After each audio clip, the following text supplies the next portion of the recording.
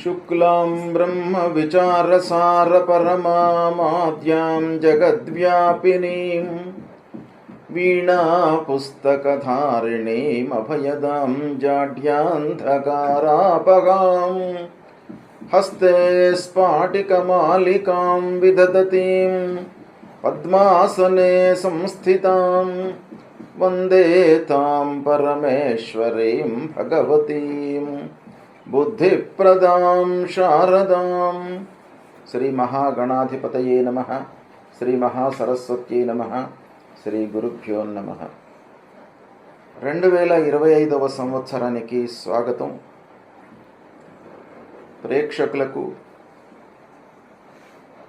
శ్రోతలకు అందరికీ కూడాను 2025వ సంవత్సరము శుభాకాంక్షలు తెలియజేస్తూ, ఈ 2025వ సంవత్సరము అందరికీ కూడాను సుఖ సంతోషాలతో ఉండాలి అని చెప్పేసి ఆ భగవంతుణ్ణి ప్రార్థిస్తూ, 12 రాసులు ఈ సంవత్సరంలో 12 రాసులలో జన్మించినటువంటి వారికి ఈ 2025వ సంవత్సరంలో గోచార ఫలితాలు ఎలా ఉంటాయో తెలుసుకుందాం. 2025వ సంవత్సరము మిథున రాశిలో జన్మించినటువంటి వారికి గోచార ఫలితాలు ఎలా ఉంటాయో తెలుసుకుందాం. మృగశిర నక్షత్రం 2, 3, 4 పాదములలో జన్మించినటువంటి వాళ్ళు, ఆర్ద్ర నక్షత్రం 1, 2, 3, 4 పాదములలో జన్మించినటువంటి వాళ్ళు, పునర్వసు నక్షత్రం 1, 2, 3 పాదములలో జన్మించినటువంటి వాళ్ళందరూ కూడాను మిథున రాశి కిందికి వస్తారు. అంతేకాకుండా కా, కి, కు, ఘం, జ్ఞ, ఛ, కే, కో, హ ఈ అక్షరాలతో ప్రారంభమయ్యేటువంటి వ్యవహార నామం కలిగినటువంటి వాళ్ళందరూ కూడాను మిథున రాశి కిందికి వస్తారు.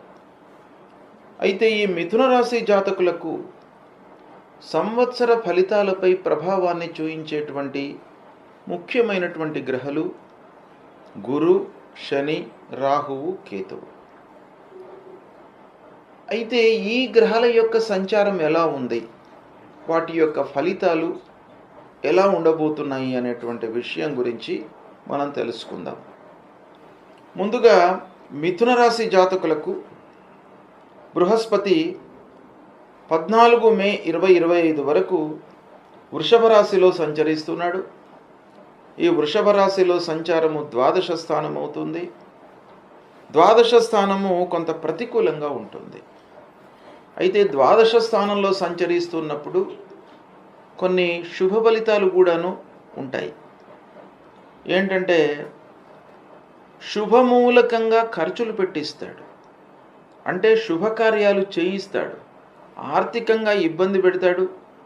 అవన్నీ ఉన్నప్పటికీ కొన్ని మంచి పనులను కూడాను చేయిస్తాడు ద్వాదశంలో బృహస్పతి సంచరిస్తున్నప్పుడు. కాబట్టి అది కొంతవరకు మనకు శుభ సూచకం. ముఖ్యంగా ద్వాదశ స్థానంలో సంచరిస్తున్నప్పుడు భయానికి గురి అవుతాడు మనిషి. అంటే పనులు ఎలా జరుగుతాయో, సమయానికి పూర్తి చేయగలుగుతామో లేదో అనేటువంటి ఒక భయము, ఆందోళన అనేటువంటిది మనిషికి మనస్సులో ప్రతినిత్యము క్షణం కూడాను మెదులుతూ ఉంది. ఇక ఆస్తుల విషయంలో తగాదాలు, ఆ తగాదాలు ఒక కొలిక్కి రాకపోవడం మూలకంగా ఇబ్బందులు, నష్టము వాటిల్లేటువంటి అవకాశాలు, అనవసరమైనటువంటి ఆలోచనల మూలకంగా కూడాను అధైర్యానికి లోనయ్యేటువంటి అవకాశాలు బాగా ఉన్నాయి. ప్రతి విషయంలోనూ, ప్రారంభించినటువంటి ప్రతి పనిలోనూ ఆలస్యం గోచరిస్తుంది. అంతేకాకుండా ఇన్వెస్ట్మెంట్ చేసినటువంటి వాట్ల లోపల నష్టము వాటిల్లేటువంటి అవకాశాలు ఉన్నాయి. కాబట్టి కొంత ఇన్వెస్ట్మెంట్ చేసేటువంటి సమయం లోపల జాగ్రత్త పడడం మంచిది. ఇక ఆధ్యాత్మికత వైపుకు మనస్సును నిలపడము ప్రధానంగా ఈ సమయం లోపల చేయాలి. తద్వారా ఏమవుతుంది, మీకు ప్రశాంతత అనేటువంటిది ఏర్పడుతుంది. ఈ విధంగా ద్వాదశ స్థానంలో ఉన్నప్పుడు 14 మే 2025 వరకు ఇలాంటి ఫలితాలు ఇస్తాడు. తదనంతరం 14 మే రోజున మిథున రాశిలోకి ప్రవేశిస్తున్నాడు. 14 మే నుండి 19 అక్టోబర్ వరకు మిథున రాశిలో సంచరిస్తున్నాడు. మిథున రాశిలో సంచారము ఈ మిథున రాశిలో జన్మించినటువంటి వారికి, అంటే మిథున రాశి జాతకులకు జన్మస్థానం అవుతుంది. జన్మస్థానంలో సంచరించడము ప్రతికూలమే. అయితే ఈ సమయం లోపల, అంటే 14 మే నుండి 19 అక్టోబర్ వరకు ఎలాంటి ఫలితాలు ఉంటాయి అని అంటే, ఉద్యోగస్తులకు ముఖ్యంగా ఆఫీసులో ఇబ్బందులు, తోటివారితో మనస్పర్ధలు, కలహాలు, తద్వారా ఒక అధైర్యానికి గురి కావడము. ఇక ఉద్యోగస్తులకు ఎంత పని చేసినప్పటికీ ఆఫీసులో గుర్తింపు లేకపోవడము, వాళ్ళు చేసినటువంటి పనిని వేరే వాళ్ళు క్లెయిమ్ చేసుకోవడము, తద్వారా మానసికంగా ఇబ్బంది పడడము, హైయప్స్తో అధికారులతో కొంత మనస్పర్ధలు ఏర్పడము, తద్వారా వాళ్ళు చేస్తున్నటువంటి పని నుండి వాళ్ళని తప్పించడము, అనానుకూల ప్రాంతాలకు బదిలీ చేయడము, ఇలాంటివన్నీ కూడాను జరిగేటువంటి అవకాశాలు ఉన్నాయి. వృధా ఖర్చులు, నలుగురితో అనవసరమైనటువంటి మానసిక ఇబ్బందులు. ఇక వ్యాపారంలో ఉన్నటువంటి వాళ్ళకు కూడాను కొంత ఇబ్బందులు గోచరిస్తున్నాయి. జన్మస్థానంలో సంచరిస్తున్న సమయం లోపల వ్యాపారస్తులు ముఖ్యంగా అనాలోచితంగా పెట్టుబడులు చేయకూడదు. అనాలోచిత పెట్టుబడుల మూలకంగా ఇబ్బందులను ఎదుర్కొంటారు. సందిగ్ధత అనేటువంటిది బాగా కనబడుతుంది. అంటే డిసిషన్ మేకింగ్ లోపల కొంత ప్రాబ్లం గోచరిస్తుంది జన్మస్థానంలో ఉన్నప్పుడు. అంటే మీరు డిసిషన్ తీసుకోలేరు. వ్యాపారస్తులు కూడాను ఇన్వెస్ట్మెంట్ చేద్దామా వద్దా, చేస్తే లాభం వస్తుందా, చేయకుంటేనే లాభం వస్తుందా, ఇలాంటి తర్జన భర్జన లోపల ఒక మనస్సు అనేటువంటిది చంచలంగా ఉంటుంది. సందిగ్ధత అనేటువంటిది ఏర్పడుతుంది. కాబట్టి కొంత జాగ్రత్తగా నిర్ణయాలు తీసుకోవాలి. ఇక ప్రారంభించినటువంటి పనుల లోపల ఆటంకాలు, ఆర్థిక నష్టము, నలుగురిలో పూర్వము ఉన్నటువంటి పేరు ప్రతిష్టలకు కొంత భంగం వాటిల్లేటువంటి అవకాశాలు ఉన్నాయి. అంటే పూర్వము మనము మన పేరు చెప్తేనే పనులు అయ్యేటువంటి స్వభావం నుండి మనం వెళ్ళినా కూడాను పనులు కాకపోవడం అనేటువంటిది కొంత మీరు గుర్తించేటువంటి అవకాశాలు ఈ సమయంలో ఉంటాయి. ఇక దాని తర్వాత 5 డిసెంబర్ నుండి 1 జూన్ 2026 వరకు బృహస్పతి వక్రరీత్యా మళ్ళీ మిథున రాశిలోకి వస్తున్నాడు. 19 అక్టోబర్ నుండి 5 డిసెంబర్ 2025 వరకు కర్కాటక రాశిలో సంచరిస్తున్నాడు. అంటే ఈ కర్కాటక రాశిలో సంచరించడం అనేటువంటిది మిథున రాశి జాతకులకు బాగా కలిసి వస్తుంది. అంటే 2వ స్థానం అవుతుంది. 2వ స్థానంలో బృహస్పతి సంచరించడం మూలకంగా మీకు బాగా కలిసి వస్తుంది. రావాల్సినటువంటి డబ్బు వస్తుంది. విద్యార్థులకు చదువు నిరాటంకంగా కొనసాగుతుంది. మీ మాట పలుకుబడి పెరుగుతుంది. తర్వాత కుటుంబం లోపల కూడాను మీరు సౌఖ్యంగా ఉండేటువంటి అవకాశాలు బాగా ఉంటాయి. కనుక ఓవరాల్గా 19 అక్టోబర్ నుంచి మీకు 5 డిసెంబర్ వరకు బాగా కలిసి వస్తుంది. ఇక 5 డిసెంబర్ నుండి 1 జూన్ 2026 వరకు మళ్ళీ వక్రరీత్యా మిథున రాశిలోకి వస్తున్నాడు. ఈ సమయం జన్మస్థానం అవుతుంది మిథున రాశి జాతకులకు. అంటే ఈ సమయం కొంత ప్రతికూలంగా ఉంటుంది.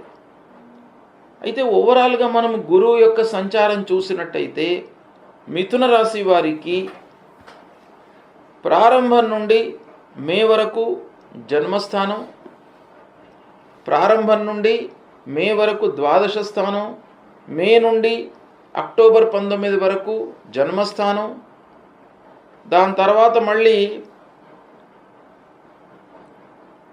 అక్టోబర్ నుండి డిసెంబర్ వరకు కర్కాటక రాశిలో ధనస్థానం. ఈ విధంగా ఈ గురు సంచారం జరుగుతుంది. అయితే ఓవరాల్గా చూసినట్టయితే మిథున రాశి వారికి ఈ పీరియడ్ బాగా ఉంది. ఏది 19 అక్టోబర్ నుంచి 5 డిసెంబర్ ఈ పీరియడ్ బాగా ఉంది ఈ సంవత్సరం. ఇక మిగతా రోజులలో కొంత గురు ప్రభావం ఎక్కువ ఉంటుంది. గురువు రీత్యా కొంత నెగిటివ్ ఎఫెక్ట్స్ అనేటువంటివి కనబడుతున్నాయి. ఇక శని భగవానుడి యొక్క సంచారం ఎలా ఉంది ఈ సంవత్సరము మిథున రాశి వారికి అని అంటే, ప్రారంభంలో 29 మార్చి వరకు 9వ స్థానంలో సంచరిస్తున్నాడు. ఇది ప్రతికూలంగా ఉంటుంది. 29 మార్చి వరకు 9వ స్థానంలో అదృష్ట స్థానంలో సంచరిస్తున్నాడు. ప్రతికూలమైనటువంటి ఫలితాలు ఉంటాయి. దాని తర్వాత మళ్ళీ దశమ స్థానంలోకి ప్రవేశిస్తున్నాడు, అంటే మీనరాశిలోకి వస్తున్నాడు. మీనరాశి దశమ స్థానం అవుతుంది. అయితే ఇక్కడ 29 మార్చి వరకు కొంత మనకు అదృష్టం పైన ఆధారపడి ఏవైతే పనులు జరుగుతాయో వాటికి కొంత భంగం వాటిల్లేటువంటి అవకాశాలు ఉన్నాయి. అంటే ఓవరాల్గా కూడాను ఈ 2025 సంవత్సరం మొత్తం కూడాను శని ప్రభావము మిథున రాశి వారికి ఉంది. అంటే శని ప్రతికూలంగా ఉన్నాడు కాబట్టి శని విషయంలో మీరు జాగ్రత్తలు ఏం తీసుకోవాలి? డబ్బు విషయంలో జాగ్రత్తలు తీసుకోవాలి. వృధా ఖర్చులు పెట్టకూడదు. అనవసరంగా శని ప్రభావం మూలకంగా మనకు డబ్బు ప్రవాహంలాగా ఖర్చు అయిపోతూ ఉంటుంది. కాబట్టి దాన్ని నియంత్రించుకోవాలి. ఇక చేసేటువంటి పని వృత్తిపరంగా కొన్ని ఇబ్బందులు కూడాను తలెత్తే అవకాశాలు ఉన్నాయి. కాబట్టి వృత్తిపరంగా మీరు కొన్ని జాగ్రత్తలు తీసుకోవాలి. అలా తీసుకున్నట్టయితే శని ప్రభావం కొంత తగ్గుతుంది. ఇక రాహువు ప్రారంభంలో దశమ స్థానంలో ఉన్నాడు మిథున రాశి వారికి.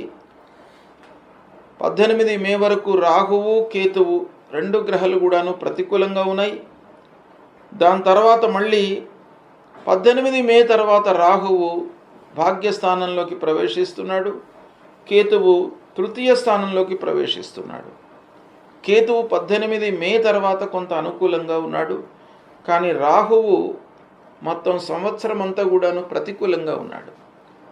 కాబట్టి రాహు ప్రభావం మూలకంగా మనకు మనశ్శాంతి లేకపోవడము, ఇంటి లోపల అనవసరమైనటువంటి చర్చల మూలకంగా వాగ్వివాదాలు, ఆది వ్యాధులు ఇబ్బందిగా ఉండడము, అంటే ఆరోగ్య సమస్యలు, ప్రయాణాల మూలకంగా ఖర్చులు, ప్రయాణాల మూలకంగా అలసట, ఇలాంటివన్నీ కూడాను తలెత్తేటువంటి అవకాశాలు బాగా కనబడుతున్నాయి. ఓవరాల్గా మనం చూసినట్టయితే మిథున రాశి వారికి ఈ 2025 సంవత్సరము కొంత ప్రతికూలంగానే కనబడుతుంది. ఒక కొంత పీరియడ్ ఎప్పుడు 19th అక్టోబర్ నుంచి 5th డిసెంబర్ 5 డిసెంబర్ వరకు ఈ మధ్యకాలంలో మటుకు గురు బాగున్నాడు. మిగతా సంవత్సరం మొత్తం కూడాను గురు ప్రతికూలంగా ఉన్నాడు, శని ప్రతికూలంగా ఉన్నాడు, రాహుకేతువులు కూడాను ప్రతికూలంగా ఉన్నాయి. ఒక కేతువు మట్టుకు 18 మే తర్వాత కొంత అనుకూలంగా ఉన్నాడు. ఈ విధంగా గ్రహస్థితి ఉంది. దీన్ని దృష్టిలో పెట్టుకున్నట్టయితే మిథున రాశి వారికి ఈ సంవత్సరము గోచార ఫలితాలు కొంత ప్రతికూలంగానే ఉంటాయి. కనుక ప్రతి విషయంలోనూ కొంత జాగ్రత్తగా నిర్ణయాలు తీసుకోవడం అవసరం. కనుక ఈ మిథున రాశి వారు ఏ గ్రహాలు ప్రతికూలంగా ఉన్నాయి అనేటువంటి విషయాన్ని జాగ్రత్తగా చూసుకొని వాటికి పరిహారాలు చేసుకోవాలి. ముఖ్యంగా ఏంటంటే గురు భగవానుడు 12 జన్మస్థానాలలో సంచరిస్తున్నాడు. దాని తర్వాత కొంతకాలం 2వ స్థానంలో ఉంటున్నాడు. కాబట్టి గురు భగవానుడి ప్రీత్యర్థమై పరిహారాలు చేసుకోవాలి. గురు భగవానుడికి ఏం చేయాలి? మూలమంత్రాన్ని ప్రతినిత్యం కూడాను పఠించండి. దేవానాంచ ఋషీణాంచ గురుంకాంచన సన్నిభం వందనీయం త్రిలోకానాం తం నమామి బృహస్పతిం అనేటువంటి ఆ మూలమంత్రాన్ని ప్రతినిత్యం కూడాను చదువుకోండి. సద్గురువులను సందర్శించండి. తీర్థయాత్రలకు వెళ్ళండి. తద్వారా మీకు మానసిక స్థైర్యము కలిగేటువంటి అవకాశాలు ఉంటాయి. దక్షిణామూర్తి స్తోత్ర పారాయణం చేయండి. ఇవి చేసినట్టయితే ఆ గురు భగవానుడి యొక్క అనుకూలత మీకు లభిస్తుంది. ఇక శని మొత్తం సంవత్సరం కూడాను ప్రతికూలంగా ఉన్నాడు. 9, 10వ స్థానాలలో సంచరిస్తున్నాడు. కనుక అదృష్టము, వృత్తి ఈ రెండిటిపైన కూడాను బాగా ప్రభావం చూపిస్తాడు శని ఈ సంవత్సరం మిథున రాశి జాతకులకు. కాబట్టి మిథున రాశి వారు తప్పకుండా శని విషయం లోపల పరిహారాలు చేసుకోవాలి. శని ప్రీత్యర్థమై నల్లటి నువ్వులు, నల్లటి వస్త్రము, ఒక ఇనుప ముక్క ఇవన్నీ కూడాను మూటగట్టి ఎవరికైనా కూడాను బీదవాళ్ళకే కానివ్వండి, ఒక దేవాలయంలో అర్చకులకే కానివ్వండి, ఎవరికైనా కూడా దానం ఇవ్వండి. తర్వాత నిత్యం కూడాను నవగ్రహ స్తోత్ర పారాయణం చేసుకోండి. హనుమాన్ చాలీసా పారాయణం చేయండి. ఇది చేయడం మూలకంగా శని ప్రభావం తగ్గుతుంది. ఇక రాహుకేతువుల ప్రీత్యర్థమై అమ్మవారి దేవాలయానికి వెళ్ళండి. తప్పకుండా రాహుకేతువుల మూలకంగా మీకు అస్థిరత, మానసిక ఇబ్బందులు, భయము, ఆందోళన ఇవి కలిగేటువంటి అవకాశాలు ఉంటాయి. కాబట్టి దాన్ని తగ్గించుకోవడానికి అమ్మవారి యొక్క అనుగ్రహం చాలా అవసరం. కాబట్టి అమ్మవారి దేవాలయానికి వెళ్ళండి. ప్రతినిత్యం కూడాను అమ్మవారి దేవాలయానికి వెళ్ళి అమ్మవారి ముందు నిలుచుని స్తోత్ర పారాయణం చేయండి. లలితా సహస్ర పారాయణం చేయండి. విష్ణు సహస్రనామ పారాయణం చేయండి. ఇవి చేసినట్టయితే మీకు రాహుకేతువుల మూలకంగా కలిగేటువంటి దుష్ప్రభావము దూరం అవుతుంది. ఈ విధంగా మిథున రాశి వారికి 2025వ సంవత్సరము కొంత ప్రతికూలంగా ఉన్నప్పటికీ మీరు చేసేటువంటి ఆ భగవంతుని యొక్క స్తోత్రాలు, పరిహారాల మూలకంగా దుష్ప్రభావము తగ్గుతుంది. అన్నిటికంటే ముఖ్యమైనటువంటిది మనిషికి ధైర్యము, మనస్సంకల్పము. నేను తప్పకుండా ఈ పని చేస్తాను, చేసి తీరుతాను, నాకు అమ్మవారి యొక్క అనుగ్రహం ఉంది అనేటువంటి ఒక దృఢమైనటువంటి సంకల్పం ఉన్నట్టయితే గ్రహాలు ఎన్ని అనానుకూలంగా ఉన్నప్పటికీ మీకు మంచి జరుగుతుంది. కాబట్టి భగవంతుణ్ణి నమ్ముకోండి. మీ పైన మీరు విశ్వాసంతో ఉంటూ పనులు చేయండి. తప్పకుండా మీకు అనుకూలిస్తుంది ఈ సంవత్సరం. శుభం.